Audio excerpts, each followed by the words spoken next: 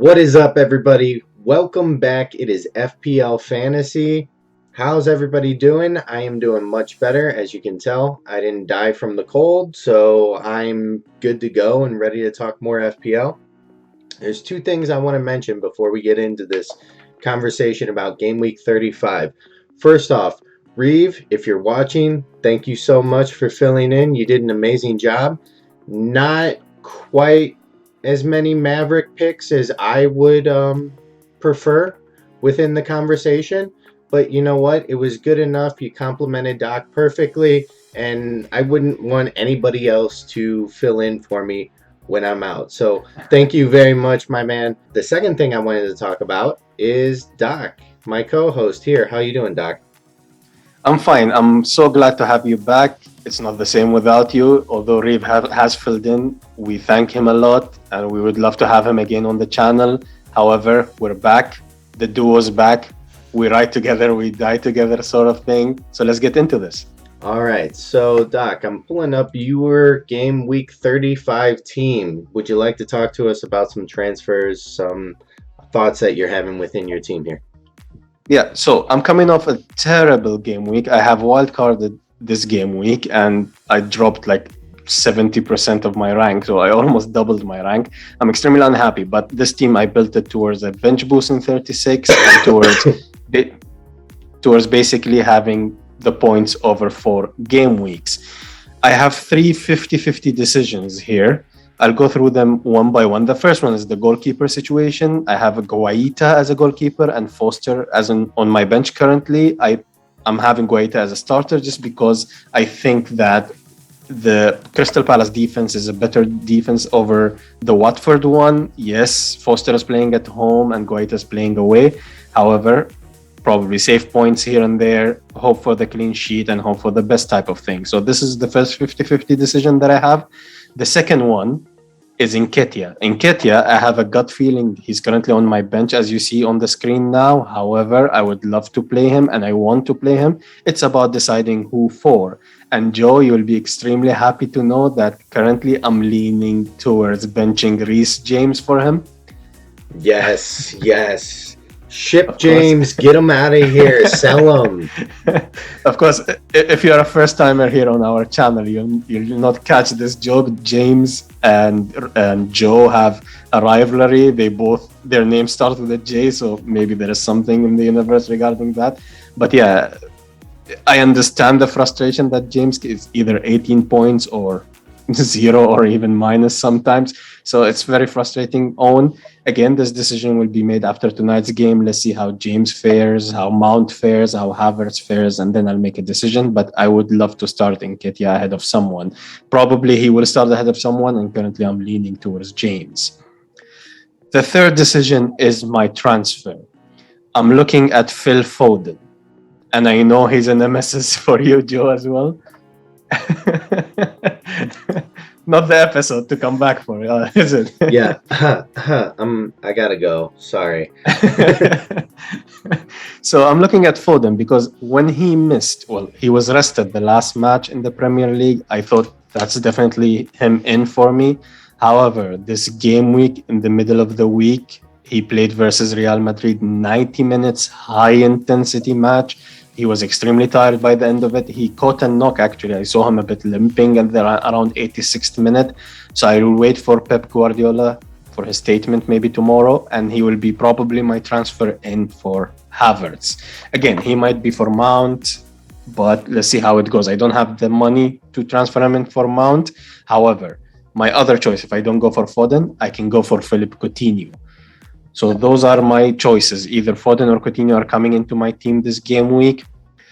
I'm avoiding kind of Coutinho, although he might score extremely well in the next 4 game weeks. He has double coming up, but I have Watkins and Cash, as you see in my team, and I would really not like on tripling up on Aston Villa at the moment. I might do it in game week 37, but not at the moment. So I would rather have Phil Foden. Yeah. Let's see how it goes. Yeah, so believe it or not, I have thoughts on all 3 of those things.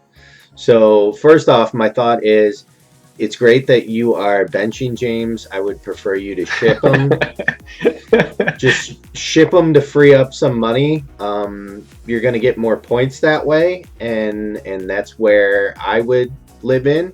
But to each their own. I'm not going to manage other people's teams. I'm just here to give advice. That's all. The second one is Foden. Yes, I don't care for Foden. Bringing Coutinho if you want to bring him in. If Havertz looks like he's a little bit off form after tonight's game. But Havertz, he's a stud. We know that he can explode. We know that he can help carry the Chelsea team. I'm not going to say that I have any bias, but Pulisic did score the winning goal. Dig Chelsea out of a hole. It's about time to bring Reeve back. Enough with the Americans. Yes, exactly. But no, I think either Coutinho or keeping Havertz would be where I'm living right now. Well, look at my team, and I only have one Man City player. It's the same Man City player everybody else has. It's Cancelo. I'm not worried about 36 because, as we've talked about in previous videos, that's when I'm going to be free hitting. So I don't care about setting up for 36. I'm looking to set up really more for 37 than 36. 36 is just going to be kind of a dead week as far as trying to set my team up because it's just a free hit. And then the final thing that I wanted to mention is keep in Guita. That's what I would probably do. And leave Foster on the bench. The difference, there's a couple things here. Crystal Palace is more likely to get a clean sheet. It's Watford. I've spoken on Foster a million times.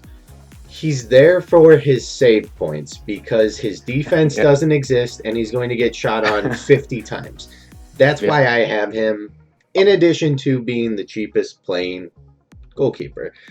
The other thing about that, I didn't confirm it, so don't shoot the messenger, but I saw on Twitter right before our recording here. So I think it was FPL updates and tips that I saw when I was on Twitter prior to us recording here, and I didn't get a chance to look at it to confirm it or not. But Watford has lost 10 consecutive home games, and this would be their 11th, which I think is close to history that Watford's going to make within the Premier League. Statistically and historically with this season, Watford is not the team to own and bet for clean sheets at home. Well, watch me bench Foster and he scores like 15 points this game week. This is how FPL usually works. Gets an assist, goes, takes a penalty. Yeah.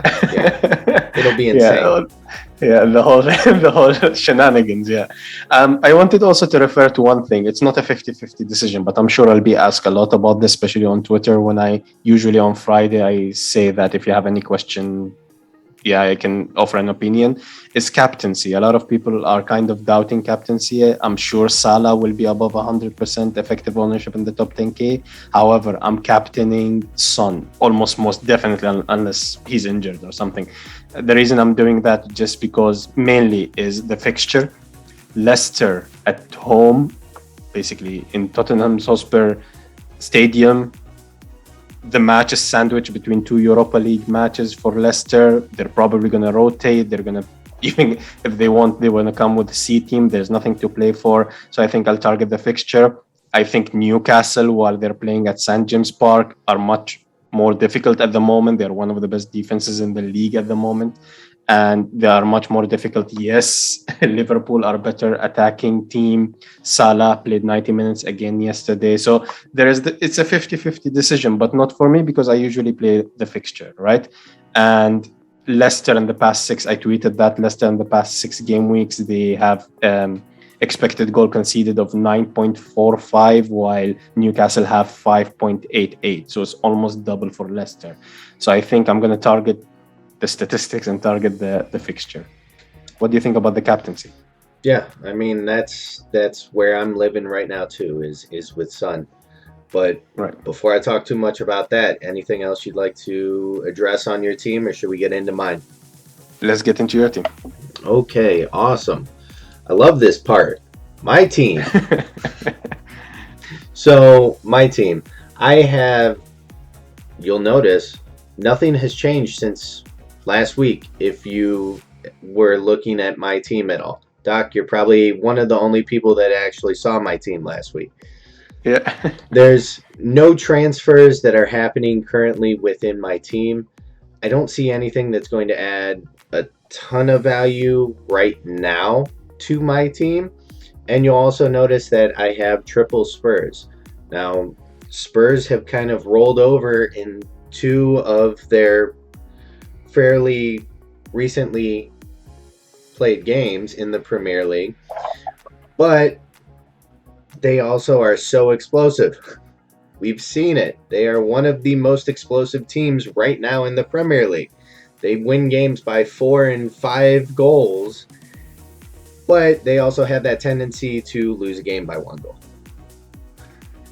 That's the dreams of being a Spurs fan. You love it because your goal differential is going to look really good, but at the end of the season, you're fighting for number 4 spot within the Premier League. I'm betting that the Spurs can kick out of it by playing against Leicester this week. That is my bet. That is my hope. And you see, I have a captaincy on Son right now. I have my vice captain on Alonso because it's Chelsea, and Alonso is the most attacking player on Chelsea currently and the most consistent. So Saka has a yellow flag on him right now. I know that in the pressers there was talk that Saka has kind of integrated back into practice a little bit, which is good to hear for his owners. And hey, if he doesn't play for me, I have Madison. Or if I have two people that don't play for me, I have Justin. And people still think that I'm crazy for owning Justin. But he got 6 points last week on my bench. But he got 6 points last week. And it's all about the fun of it. And as I mentioned 2 weeks ago, I have hit now the best rank that I have hit since playing FPL. And I would assume that each year I'm going to keep moving up the ranks more and more. But right now, I've hit the best rank ever for myself. I'm not winning FPL. So now's the time with, 3-4 weeks left to kind of have fun with it and enjoy the players that I have in the team. And that's where I'm standing right now. The other thing that I wanted to mention, actually, about Arsenal is Arteta did say in his presser that there were about 5 players that had started the last Premier League game that were struggling. So he didn't mention names, but keep that in mind if you're looking to bring in Arsenal players, that there are injuries, there are bumps, there are bruises. I can assume Saka is one of them. I can also assume that Lacazette is probably one of them too, because every week it's like, oh, will he, won't he play? But Yeah. the man is like 300 years old and he's still out there playing with the young guns. So I get why you're hurting, man. I understand. But that's just something I wanted to throw out there for our viewers just to keep in mind if you're looking to bring in Arsenal players in the upcoming weeks or even in this game week. Yeah, if I can make a couple of suggestions. First of all, you said you're planning to free hit in 36. Yeah. So rolling a transfer basically will make you lose that transfer if you free hit in 36. So I recommend whatever you do, just basically burn this transfer. That's one. Second, if I wanted to use this transfer and I see your team in front of me right now, I would probably sell Madison for either Foden or Coutinho. So I'm going there, right? It will be hypocritical of me to suggest otherwise. And those are the 2 players I'm targeting. So since Madison is probably going to be actually benched, because again, the match is sandwiched between 2 Europa League games, you might as well just chase that upside. Coutinho will be a great differential. Foden will be a great differential for you to jump the ranks. So my 2 suggestions are do a transfer this game week if you're definitely free hitting in 36. And second is Madison out for either Coutinho or Foden. Yeah, and I was considering possibly moving on Madison, but wasn't really a strong decision either because I was just like, yeah, whatever. they'll probably sit on the bench, or maybe I'll swap them out. Who knows? I'm feeling comfortable with my starting 11 right now, but we'll see when the deadline rolls up Yeah, exactly what happens and who's on the team. minus 16 incoming. Yes, yes, for sure. Joe thinks. So, Doc, one last thing that I kind of want to mention between both of our teams in the FPL universe. Is there any interesting players that you could see people possibly needing to get in? Well, I'm seeing a lot of talk on Twitter about Kevin De Bruyne. I didn't mention him because I cannot kind of fit him in my team. He might come into my team instead of Son, maybe in 36, but at the moment I cannot simply afford him because I want to captain Son. Why would I take out Son? And it will be a bit too risky to take out Salah for KDB, waste a transfer on him, right? So I see that KDB is the most wanted player on Twitter at the moment. He rose in price last night. So I think he's essential for Pep and essential for Man City. He will most definitely start. You never second guess Pep, but yeah, he will almost definitely start, but his minutes will be managed. If Man City are up 4-0 at halftime, it will be 45th minute substitute.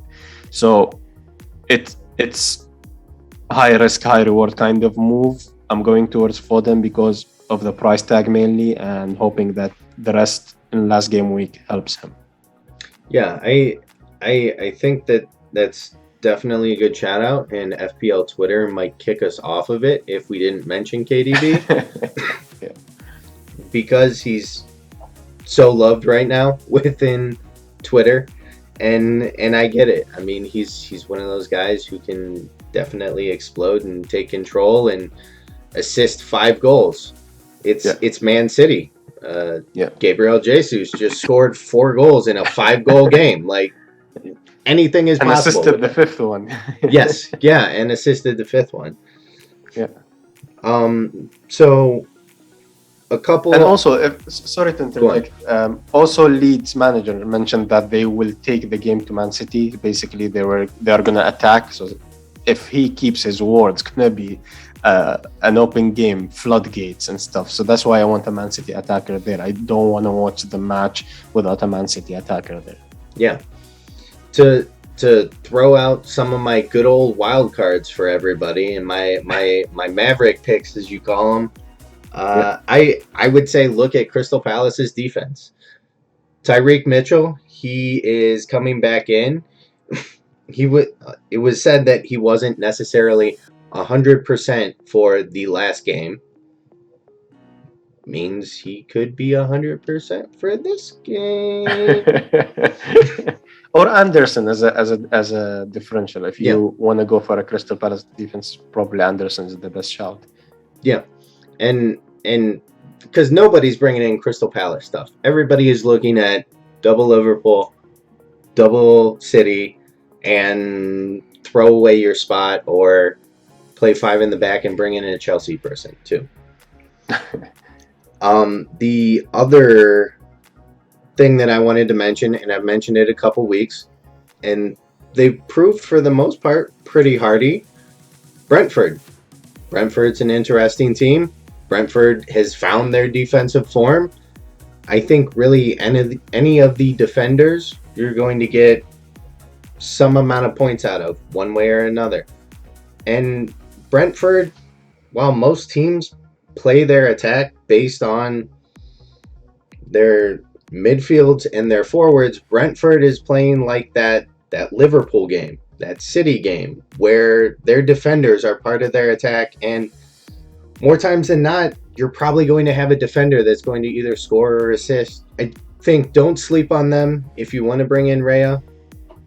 Could be interesting, could be fun, but those two teams, those two defensive assets, I would say are my Maverick picks of the week. There you go.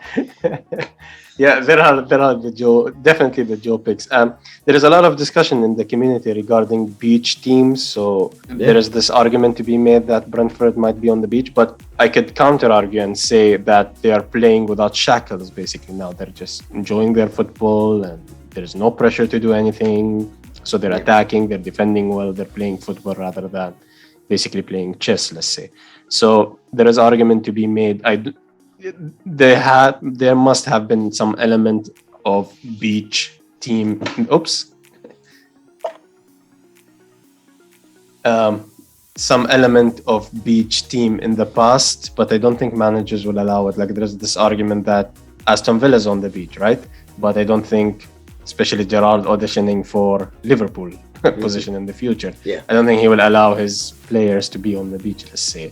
The same goes for Crystal Palace. Vieira's, in my opinion, he should be a candidate for the manager of the season, right?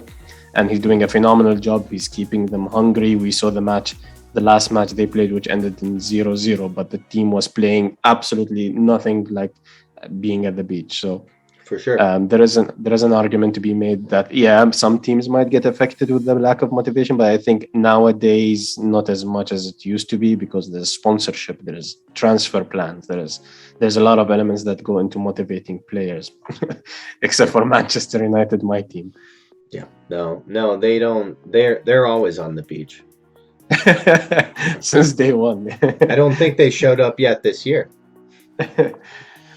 Was it this season that the first match it was like 4 assists for Pogba? Yeah. That was the last match that the team was motivated. Yeah, it was like 4 assists for Pogba and like a hat trick for Bruno, or maybe it was game week 2 that was like a hat trick. Yeah, something like that. Yeah. But after that, they're like, yeah, I think we padded our stats for FPL for the rest of the season. We can just, pack it in. It's a good season, guys. High fives for everyone. We're not getting relegated this year. See you next year. Yeah. All right, Doc. So you ready to tie this thing up? Yeah, let's do it. Okay, awesome. Thank you, everybody, once again for going through and listening to our whole video. If you made it to the end, don't forget, like, subscribe, comment. Definitely helps us out, helps us get a little more recognition within the community. And if you think we picked something good, we missed something, or there's something controversial that we recommended, most of my picks within the community, be sure to hit us up on Twitter or hit us up in the comment section here on the YouTube video. All right. Thank you, everybody. Doc, is there anything you'd like to say to round out the video? Well, thank you, everybody, and we'll see you all in the next episode. All right. We'll see you, everybody. Thanks. Peace.